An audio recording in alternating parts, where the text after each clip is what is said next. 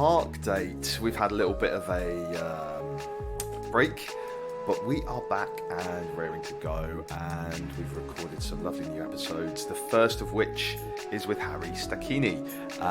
Me and Harry spoke in Dalston. We had a little walk around and we went to a park, and then something hilarious happened. We ran out of batteries. Well, I say we, it was entirely my fault.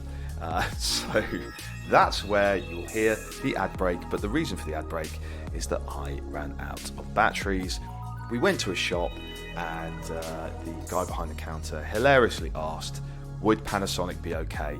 As if I was going to say, no, that's not good enough, I'm going to another shop. Of course, we'll take any batteries. We're in the middle of a podcast. So enjoy the episode.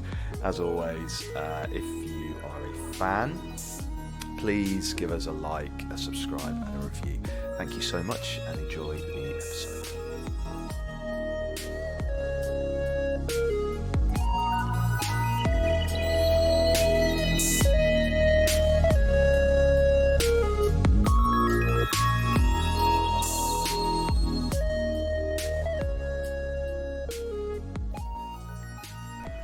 It's the first time I've done a walking podcast.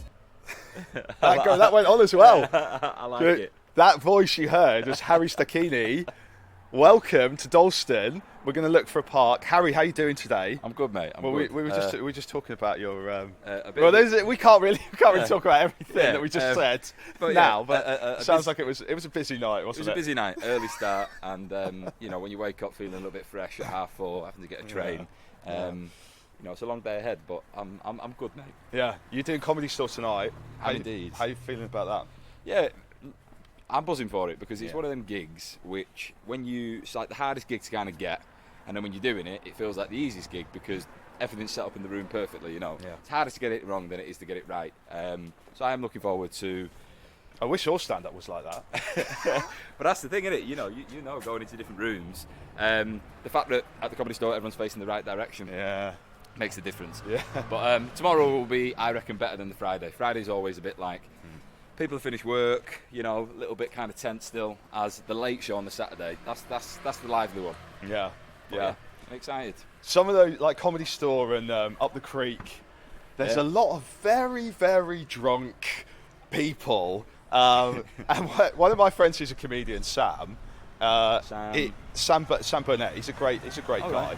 And we often talk about this kind of thing and how maybe we're not suited to those rooms. Sam says his dream is the arts centre circuit. Right. He wants, and I'm kind of with him on that.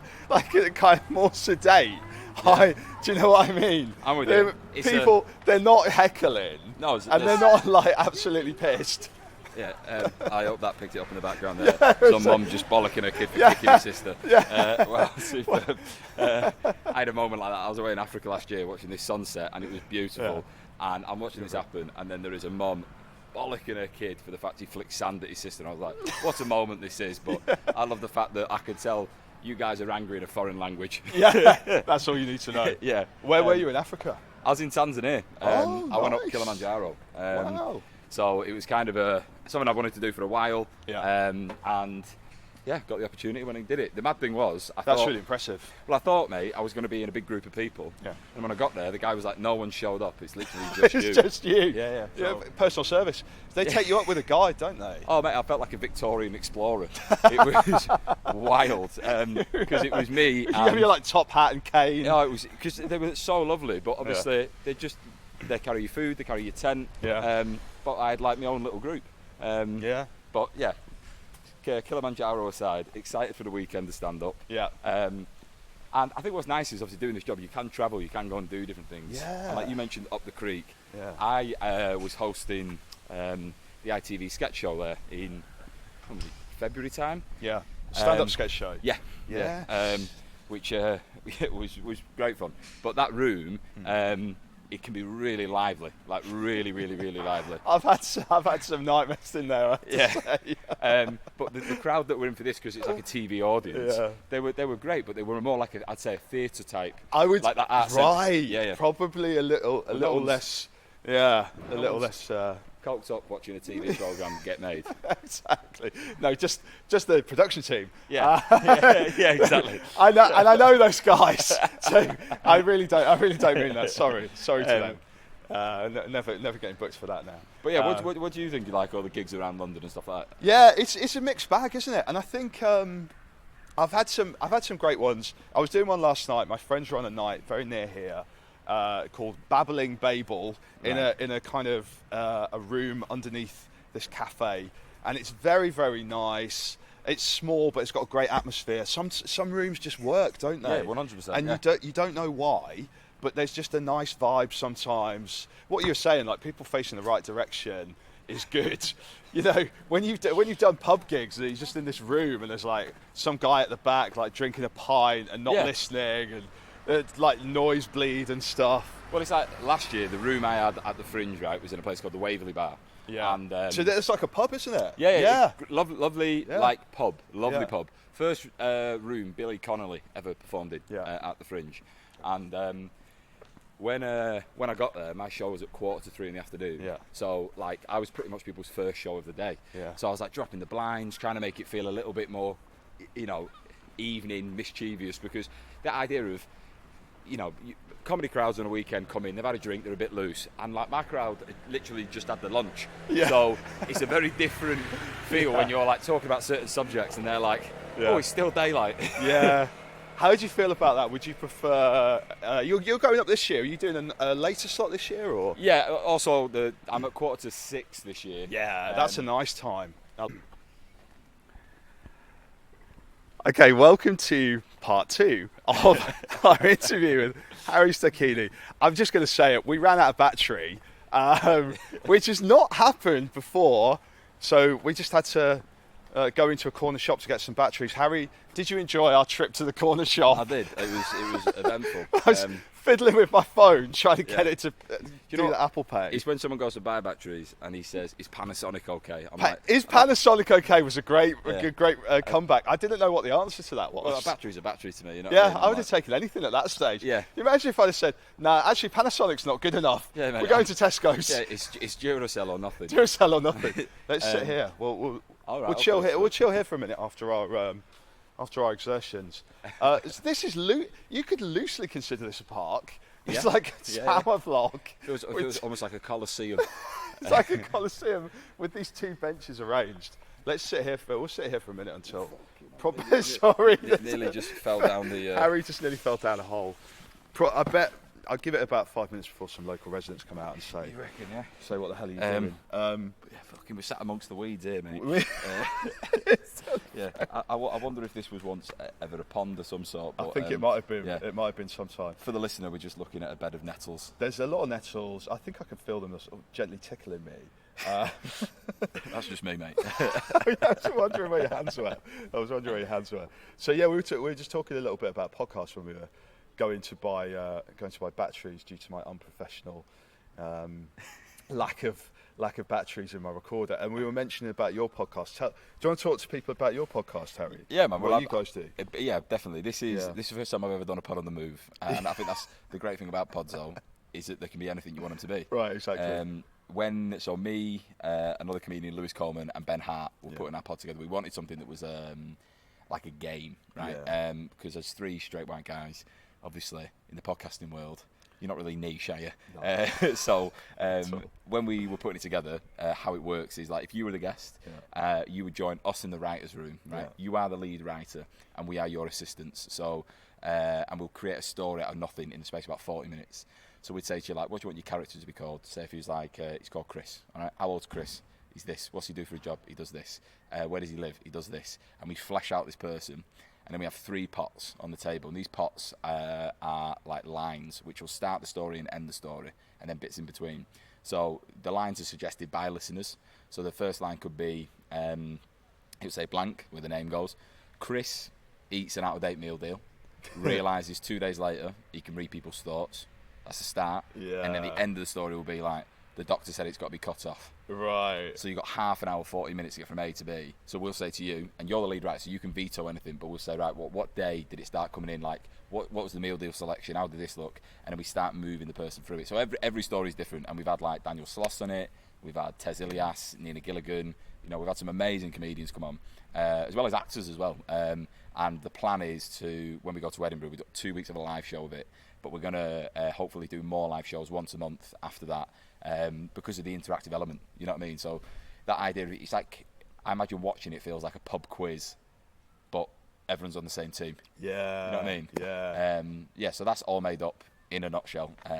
It's every guest that's done it has come away going, this is so different because you don't have to talk about yourself. Everyone's in the same boat, which is like, we've got to make this story work. And they are wild at the stories, because obviously you never know what's going to pop up, and how you tell a story is different to how anyone else does. But a curveball along the way could be like, out of nowhere, Roy Keane appeared. And it's like, well, how did that happen? And it's, you just kind of get lost in this nonsense, but there are times where there's tones to it, which you go, it's actually quite poetic. Yeah. But yeah. And I think it's really good, you're right, a podcast can be anything. I think it's really good to kind of do something a little bit different as well. I think it's good to kind of do something a bit innovative. Well, I think as well, like, you think of having a conversation, and I heard this the other day, for guys chatting mainly, they find it very difficult to be face to face, right? So if you have most guys when they're having a conversation, whether it be in any social situation, will stand at a slight angle. They can't do that. Yeah. And what's great about you being on the move is that Gary Neville used to do it with the overlap. Yeah. And it's like, you kind of get people talking in a way that feels a little bit less formal, but the conversation is very natural. Yeah, exactly. That is kind of one of the reasons that I thought this would work, because it's just supposed to be like when you're with a mate and you're walking, or you're in a cafe or whatever, and just sort of chatting about stuff. You're right. The Gary Neville's program is good for that as well, isn't it? Yeah, 100%. Getting people to talk about stuff, but yeah, it's I think also men don't want to talk about themselves, do they? And I think when you hear guys in the pub or something, maybe that is why we talk about football, or why we play pool or something, because that's kind of our way of bonding, isn't it? Well, yeah, it's the idea. It takes the focus out of it being, we have to have that like face-to-face eye contact. Yeah. Like if you're playing darts, you're having a conversation while you're walking, 5 foot to the board to pull them out, and then coming back again. So there's it just kind of breaks the routine of it. Exactly. But yeah, this is the first time I've ever done a pod that's like this, so it's interesting. Yeah, probably the last. I was going to say as well, obviously you talk about the eye contact thing. I don't know if you saw that England spoof video they put up the other day. I loved Ivan Toney's no. Oh yeah, no I look did see that. penalty. Yes, yeah, I did see that. Tony's playing darts. That is very good. He's not looking, and then he's reading the book without looking. The book killed me. It just turns the page. When he's playing darts like that, though, it's brilliant. When he was eyeing up the keeper, I've never seen anything like that in my life. Well, incredible. The funny thing is, obviously, with that result, and then obviously we played the Dutch, didn't we? I was meant to be doing a preview on Sunday. that night. No, Sunday. This Sunday. Right. And I was watching the Dutch game. Us play Holland, and when we won, I was like, right, it's 8 o'clock my show on Sunday. Yeah. And England kick off at 8. Yeah. And I just text my agent. I was like, the show's good, mate, but it ain't that good. Like this is just gonna have to be scrapped. So that's not happening now. Yeah. But I've got one more preview before Fringe, and I'd say the show is like 99% there anyway. So I'm cool with that. But I would absolutely love it if we win the Euros on Sunday. Yeah, exactly. By the time this podcast goes out, we could be European champions, which I can't even believe that's a possibility. Well, you didn't think what's it called? The Spanish would be in the final. They weren't favourites at all, but they've been unreal. And I think going into it, people are favouring the Spanish, obviously. Obviously. Yeah. But, yeah. Even me. I reckon if they win it, there'll be some sort of like bank holiday. Yeah. Southgate will get a knighthood, easy. Yeah, but it's funny, isn't it? With Southgate, I like Southgate. I think he's a good guy. He's had to put up with a lot of pressure and a lot of but no one believed in him. And it's funny because he's not. I think what's interesting about Southgate is he's not kind of listened. It's almost like he's found some kind of inner confidence in himself, right? It's like, I know what I'm doing, and I'm just going to do it. Do you know what I mean? Yeah. And I don't think I'm like that. If I had loads of people saying, Chris, what you're doing is wrong, I would definitely start to listen to them and be like, oh, shit. But that kind of inner confidence, that's actually quite incredible. Maybe he's like a tougher guy than we realise. I don't know. But maybe it's the camp as well that you're in. Like, if you've got a good group of people around you, it's like, you'll have people in your life that you will, the opinion of matters, you know, and then equally someone else that you meet for the first time, you're like, well, you don't really know me, you know what I mean? Yeah. So his circle might just be a solid little unit.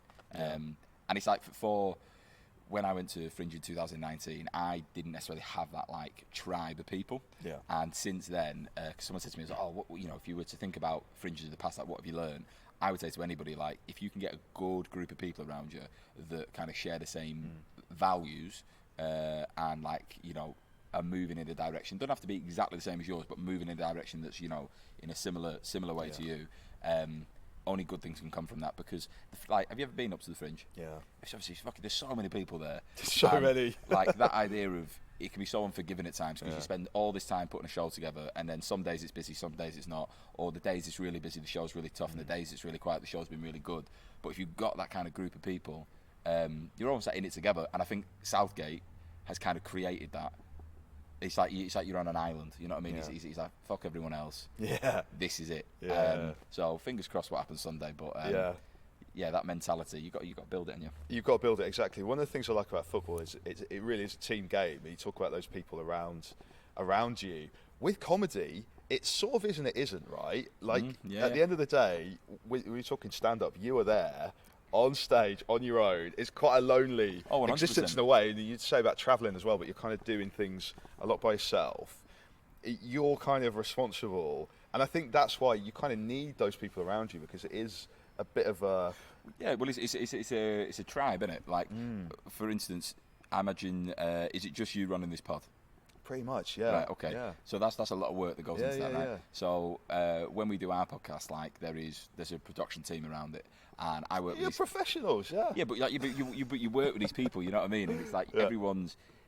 You've got a little culture amongst yourselves, and as you said, like performing stand up on your own is great because you're not reliant on anyone in terms of you don't need a bass player, drummer, and all that. You just go up and do it. Yeah. But equally, when you've had a gig and you're staying in a travel lodge that's on a fucking roundabout next to a Burger King, and you're a bit like, you know, it'd be nice to have a normal life. Because, that's happened. I've been in Bridport watching a guy from my window eat a burger in his car, and I'm just like, fucking hell. And that's the weird thing about glamour of it. Oh, mate, it's you just, like paper-thin walls, hearing people have affairs. You're like, why are we here? But... That the situation. Oh, I quite like the sound of that. Yeah, that sounds more interesting than the burger. Yeah, when it's in a travel lodge, though, you know what I mean. You know, there's nothing sexy about that. But them like situations that comedy puts you in, because you are, you know, travelling and doing bits and pieces on your own. Yeah, you can be very much out of the loop. So it's quite nice to have them people around. Those people, you need that, don't you? And mentioning Fringe. So you got the podcast, but you're doing a show as well, aren't you? I am indeed. My solo show, Grenade. Yeah. Tell us about Grenade. So Grenade, in a nutshell, is about family, relationships, and honesty, right? Yeah. And a grenade is essentially a metaphor for a problem in your life that you know you should be dealing with, but you don't. Right. And the idea is that as soon as you do, you pull the pin, and there's kind of no going back. You know, things have to. And throughout the show, I look at how honesty exists in relationships, in terms of my mum and dad, my own, stand-up, all different. Like, honesty is the theme, and Grenade is that honesty before and after it's pulled. So when I've done it, I've had people come up to me and go, I've really related to it, which I'm like, that's great. But I didn't try and crowbar in the Grenade thing. It just kind of manifested itself when I was doing bits of material. But it's not highbrow. You know, if you like accessible stuff that's just relatable, because a lot of the stuff I talk about, I say, is family and relationships, and that is every family dynamic's different. Mine is colourful. Colourful. Yeah, colourful. That's such a Daily Mail word, isn't it? Colourful. Colourful, yeah. Well, my dad is very GB News, mate. So, yeah, he loves it. But that dynamic of us all, you have to kind of laugh at when things go wrong. My family are very good at that. So, thankfully, even though they've seen bits of the show, they've not come up to me and been like, you can't say that, or, you know, this feels a bit unfair. It's just... Lots of couples come to watch it, which I found interesting, because of the subject matter. It's not one of those like with the dad you mentioned. Sloss, Daniel Sloss. With people breaking up. I've had some people say to me afterwards, I think I might have a grenade, and I'm like, okay, well, that's nothing to do with me, mate. You go and do your thing. But like as I say, grenade doesn't have to be in your relationship. It could be in your job. It could be in your family. It could be. It's just a part of your life that you know you should be dealing with, but you don't. Yeah. So the show is that 5:45, 5:45, Underbelly, Bristol Square, and I'm determined to have a good time because regardless of what happens, even if I sell out every day, I'm losing £2.5 grand. Really? Yeah. Welcome to the Fringe. Oh mate, that's what's mad is people see you taking a show, they're like, you must be making loads of money. I'm like, no, I'm losing loads of money. Accommodation. Yeah, it's just the full works. It's how you look at the Fringe really, because I think people. If you took TV 20 years ago, if you did live at the Apollo, bang, you were like catapulted into the next touring phase of a career. Yeah. And the Fringe kind of used to be, gatekeepers would go, right, you're the pick now. And now that's not the case because of social media, podcasts, all these fucking things, which is great. But the Fringe is a trade show, so you're going up there with the best thing you've got for a month. Just go and enjoy it, do as best as you can with it, but know that I think it'd be daft to go there being like, this is the year it's going to break. I think it's more like you're going there to showcase yourself, but obviously it costs money to showcase yourself. So that's the boring side of it anyway. Let's stroll back. What I was thinking about when you were talking about grenades as well was how. Well, I was thinking I don't sound northern. We moved away when I was little, but I'm actually from Yorkshire. Wow, I'm northern like you. It's probably a role reversal because my family's from Manchester, but I wasn't born up there. Oh, you're not? No, I was born in Milton Keynes. I didn't know that. That is role reversal, exactly. I grew up around there, so. Because I was going to say, my northern family never talk about anything. Hi, mum and dad. Really? They're great, but there's I don't know. There's sort of my family are big talkers, mate. I think it's good. Yeah, I think it's good. You need to express yourself. You need to communicate. But yeah. I do think there's definitely that thing in Yorkshire of like, well, we just put up with whatever's happening. Mate, when COVID arrived, my nana lives in North Yorkshire. Yeah. And my mum was like, you need to be careful about COVID. Yeah. She was like, it's Yorkshire, so we don't have COVID. You're like, that is wild. You know what I mean? That is the most Yorkshire thing. Yeah, well, it's just you can possibly say, it's Yorkshire, we don't have it. Yeah, we don't, it's almost like it's a mindset, Sue. It's a mindset. Yeah. No, it's a pandemic. Yeah. But I think, families have tones, right, in terms of how they are and like a vibrancy to them. And in the show, I kind of talk about that. But you said your family are quite quiet. Yeah. Whereas my mum and dad, very vocal, but in the way that very loving and equally like, if you're being a fucking idiot, you'll be told. Which is a better way to do it, I think. Yeah, but what I find mad when you do stand-up is if you're sharing some of this, if that isn't someone's familiar circumstances in their family, I've had people come up to me and gone, "You all right, mate?" And I'm like, "Yeah, I'm fine. I'm not up here healing." Yeah. But there is something about stand-up as well, isn't there, where we're there sharing things. I think people go because they kind of want, maybe they, on some level, they want to share those things too. Like, it is an intimate thing, isn't it, stand-up? Yeah, you're sharing a lot of personal stuff. Well, I think it's the type of stand-up you relate to. Yeah. So I enjoy stand-up that's like really honest and personal. Who are some of your heroes? Richard Pryor. Yeah. Definitely up there. Bill Burr. Yeah. But like from a point of view, they're talking about things which it's not observational so much. Yeah. You know what I mean? You can kind of really feel either their frustration about it or the idea of going like, my family's fucking insane. Yeah. And I just really related to that. So that idea of people coming to maybe have that mirrored in them or whatever. Yeah. I think stand-up's like a buffet. You pick what works for you, and then you keep going back for more. But the show that Grenade is the closest I've got to doing the stand-up that I would pay to see. Yeah. Because someone once said to me, he was like, "Would you pay to see yourself?" And at the time, I was like, "I probably wouldn't know." And it's like, "Well, yeah, I wouldn't." Yeah, no, but that's the thing. Is like you have to kind of ask them questions because your act evolves. You know what you talk about, your chops, how you can execute things, and that takes time, doesn't it? Like finding that voice, right? I guess it took you time to think, okay, this is how I want to do it. You're kind of perfecting, aren't you? Yeah, and it's also I kind of talk about what goes on in my life like right now. Yeah. And Grenade came out of a point where there was quite a lot of change going on because of, you know, relationships, outlooks, and I suppose just being honest about things. And it wasn't as if it was difficult to put it together. The material was just there. Yeah. Try not to get run over. Oh, yeah. To be fair though, this is the cheapest studio in the world that you've got. You know what I mean? I don't think you've got to pay his council tax, and that's it. You just exactly. Yeah, no, you're right. Yeah, if you've got the material there, and I guess, yeah, then you sort of work through it, don't you? I always, are you a Marvellous Mrs. Mayville fan? I've not really watched it, but I know obviously the backstory. Yeah, I quite like that. But it's funny because she'll sort of come on stage, something will have happened to her, and then she just comes on stage and sort of says, "Oh, today this thing happened to me."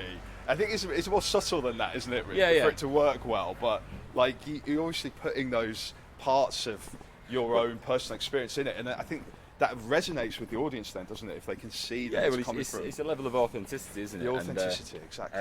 Exactly. I think as well, that idea of other people say, "Oh, do you not just make it up on the spot?" And you're like, "Well, fucking no, you don't."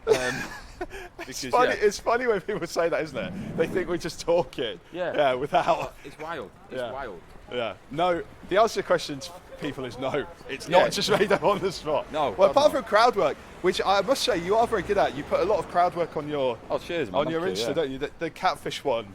Made me laugh when I saw that the other day. Yeah. The lad that was like 5'6" or something, which he wasn't happy about. Yeah. Exactly. I was chatting to a taxi driver today about that because he said I don't see how comedians can be like quick with back and forth with the crowd.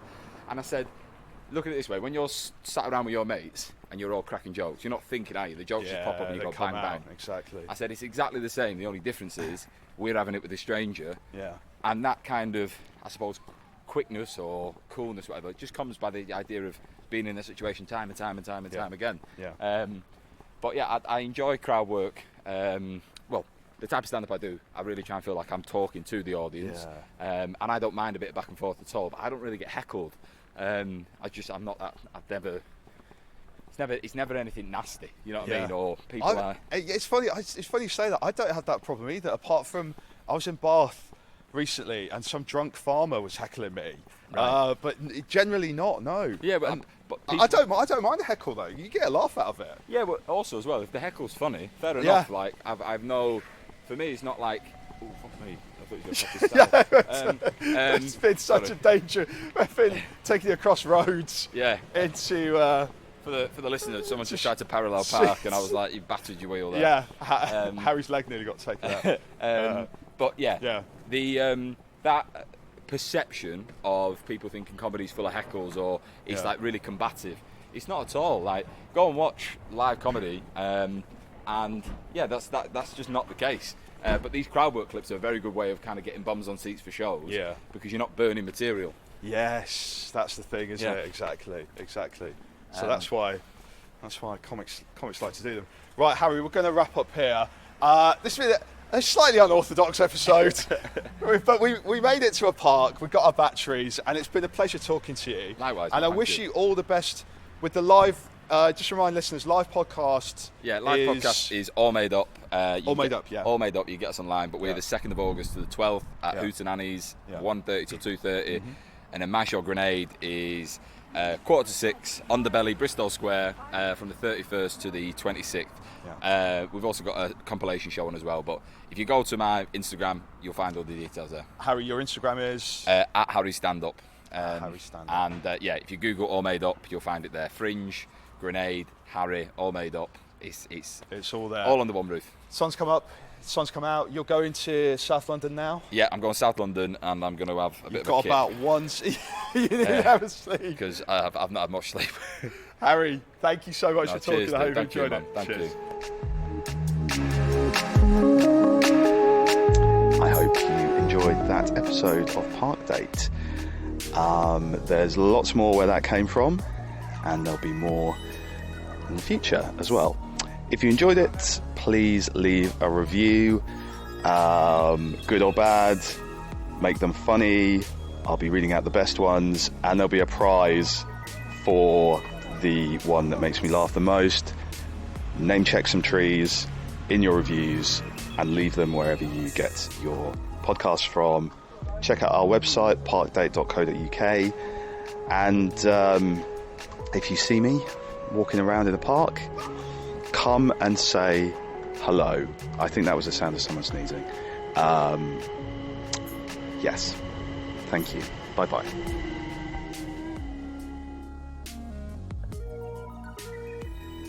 Coming up on Park Date next week, fresh on the heels of forgetting batteries. Next week, I'll also be forgetting how to speak, and the week after that, I'll be forgetting how to remember the recorder. So instead of a recorded episode, it will just be me and a guest talking. Just look for us talking in the street. Okay, bye.